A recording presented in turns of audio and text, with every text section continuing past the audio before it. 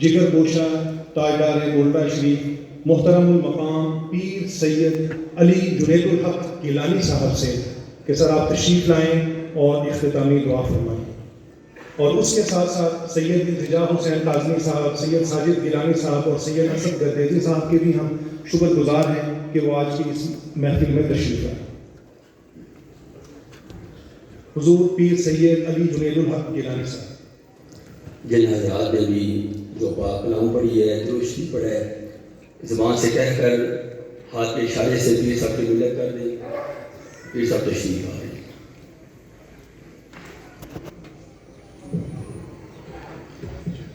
الحمد للہ رب العالمین، والصلاة والسلام على سید الاولین والآخرین وعلى كمل اتباعه من الصدیقین والصالحین والشہداء، اما بعد فاعوذ باللہ من الشیطان الرجیم، بسم اللہ الرحمن الرحیم۔ اللہ یختص برحمتہ من یشاء، صدق اللہ مولانا العظیم۔ سامعین کرام، بالخصوص قابل صد احترام سادات اعظام، مشائخ و علماء کرام، مجھے آج اس محفل میں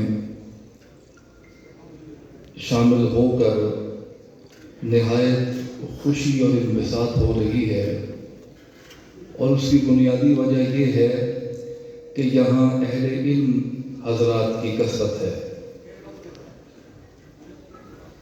ڈاکٹر محمد طاہر القادری صاحب دامت ظلہ،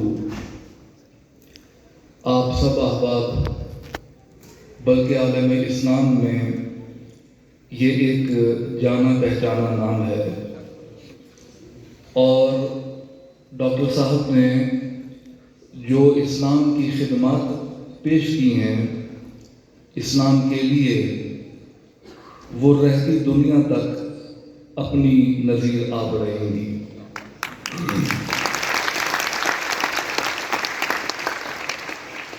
میں یہ سمجھتا ہوں کہ اللہ تعالی اپنے بندوں میں سے کسی خاص بندے کو چن لیتا ہے جس سے اس نے کوئی کام لینا ہو۔ وہ آپ بھی ہو سکتے ہیں، میں بھی ہو سکتا ہوں، کوئی بھی ہو سکتا ہے۔ ذالک فضل اللہ یؤتیہ من یشاء، یہ محض اللہ کا فضل ہے جسے عطا کرے۔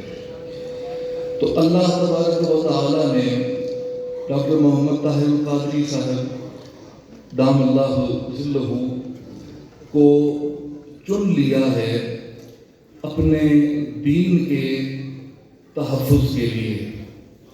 تحفظ تو اللہ کرتا ہے، لیکن اللہ اسباب پیدا کرتا ہے کہ اس سبب سے لوگوں کو ہدایت ملتی ہے۔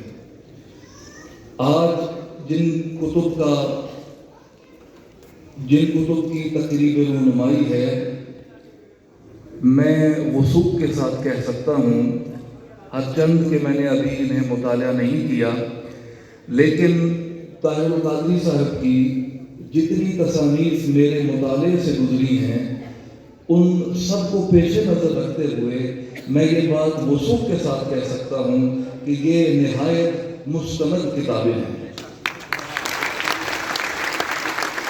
علماء کرام بخوبی واقف ہیں عصر حاضر کے تقاضوں سے، اور طاہر القادری صاحب نے اس وقت کی ضرورت کو پیش نظر رکھتے ہوئے آسان فہم انداز میں یہ کتابیں تحریر فرمائی ہیں۔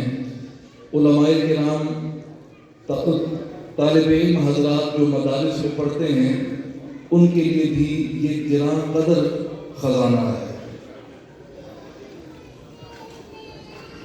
تفسیر کی جو کتاب ابھی میں دیکھ رہا تھا، الفتح الکبیر فی علوم التفسیر، میں سمجھتا ہوں کہ اگرچہ اصول تفسیر پر بہت سی کتابیں لکھی گئی ہیں، لیکن طاہر القادری صاحب نے یہ جو تفسیر لکھی ہے اس کے اصول بیان فرمائے ہیں.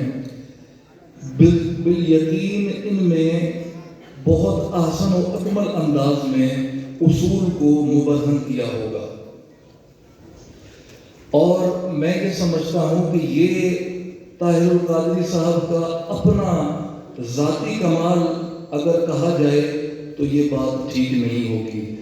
ذاتی کمال اس اعتبار سے کہا جائے کہ اللہ نے ان کو یہ توفیق عطا فرمائی، صلاحیتیں عطا فرمائیں کہ جن کو بروئے کار لاتے ہوئے انہوں نے اس میدان علم و عمل میں قدم رکھا اور آج اپنی نظیر آپ ہے. ابھی مجھ سے پہلے جتنے علماء کرام فضلاء نے ڈاکٹر صاحب کی تعریف بیان کی، کچھ لوگ ایسے ہوتے ہیں جن کے لیے تعریف کے لیے الفاظ بھی کم ہو جاتے ہیں. طاہر القادری صاحب اللہ انہیں عمر خضری عطا فرمائے، اہل سنت و جماعت کا ایک شاہکار ہیں، اہل سنت کا سرمایہ ہے. جو کتابیں انہوں نے لکھی ہیں اور آئندہ بھی جو کچھ لکھیں گے، اللہ تعالی ہم سب کو ان سے مستفید ہونے کی توفیق عطا فرمائے. علماء کرام نے محترم جناب طاہر القادری صاحب کے متعلق مختلف القابات کا استعمال کیا. میں سمجھتا ہوں کہ طاہر القادری صاحب کی شخصیت کسی لقب یا کسی القاب کی محتاج نہیں ہے. کہ آپ دیکھیے خوشبو ہوتی ہے، خوشبو کے لیے اعلان نہیں کرنا پڑتا کہ یہ خوشبو ہے، خوشبو خود بتا دیتی ہے کہ میں خوشبو ہوں.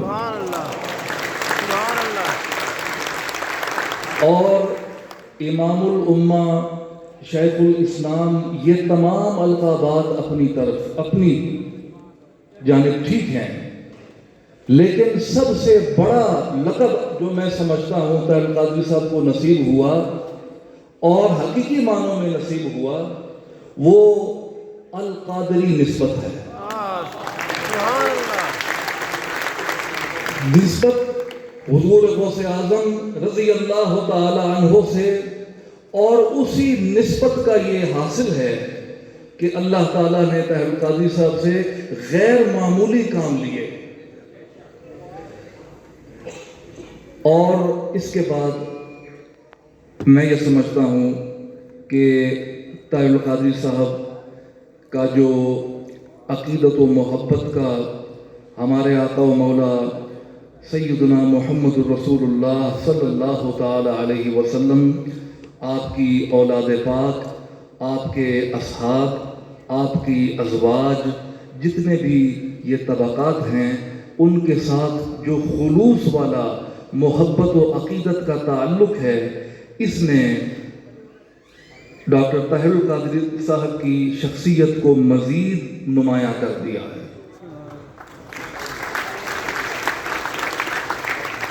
حضرات، آخر میں ایک دو بات کروں گا کہ علامہ نے کہا تھا، اب دیکھیے کتابیں لکھی جاتی ہیں اور کتاب لکھنے والا جانتا ہے کہ اس نے کس جان سوزی سے کتاب لکھی ہے.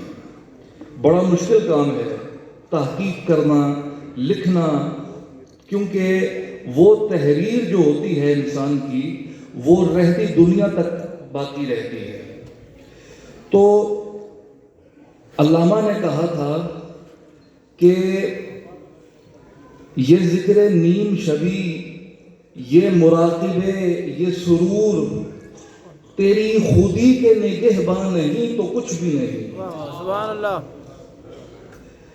خرد نے کہہ بھی دیا لا الہ تو کیا حاصل، دل و نگاہ مسلمان نہیں تو کچھ بھی نہیں. تو کتابیں احسن و اکمل انداز میں آپ کے سامنے موجود ہیں. آپ ان کو پڑھیں، ان کو پڑھ کر ان پر عمل کرنے کی کوشش کریں. اللہ تعالی ہمیں یہ توفیق عطا فرمائے کہ ہم صحیح عقیدے پر گامزن رہیں اور اس طریقے کو اپنائیں جس پر ہمارے اسلاف چلے، اور ہمارا خاتمہ بالایمان فرمائے۔ اور آخر میں یہ کہنا چاہوں گا کہ ڈاکٹر حسن محی الدین صاحب، ان کے برادر بھائی چھوٹے حسین محی الدین صاحب، یہ طاہر القادری صاحب کی دو نشانیاں ہیں۔ حسن محی الدین صاحب سے میری ملاقات بہت مختصر رہتی ہے، ایک دو مقامات پر ہوئی ہوگی۔ ایک جگہ حسین محی الدین صاحب سے میری ملاقات ہوئی، طاہر القادری صاحب سے بھی ملاقات کا شرف مجھے حاصل ہوا۔ دربار شریف پر وہ آئے، میرے دادا جی حضرت سید شاہ عبدالحق گیلانی قدس سرہ العزیز سے ان کو جو محبت تھی یہ حضرات جانتے ہیں، اور میرے دادا سید شاہ عبدالحق گیلانی علیہ الرحمہ بھی طاہر القادری صاحب سے دلی محبت کرتے تھے۔ یہ بات میں آپ کو حلفاً کہہ رہا ہوں۔ عموماً یہ ڈاکٹر صاحب بات آ گئی، اگر طویل نہیں ہو رہی بات، آخری بات کروں گا کہ ٹی وی پر مختلف لوگوں کے خطابات نشر ہوتے ہیں۔ میرے دادا جی علیہ رحمہ کسی طرف کبھی انہوں نے اتنی خاص توجہ نہیں کی۔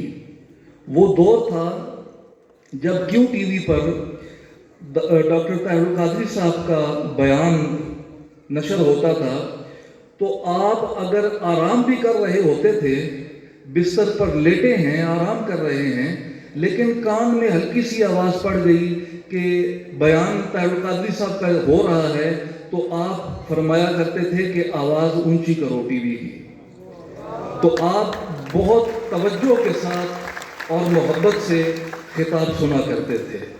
آج اسی محبت کو مد نظر رکھتے ہوئے میں آپ کے درمیان موجود ہوں۔ اللہ ان محبتوں کو قائم فرمائے، آمین۔ وما علینا الا البلاغ المبین۔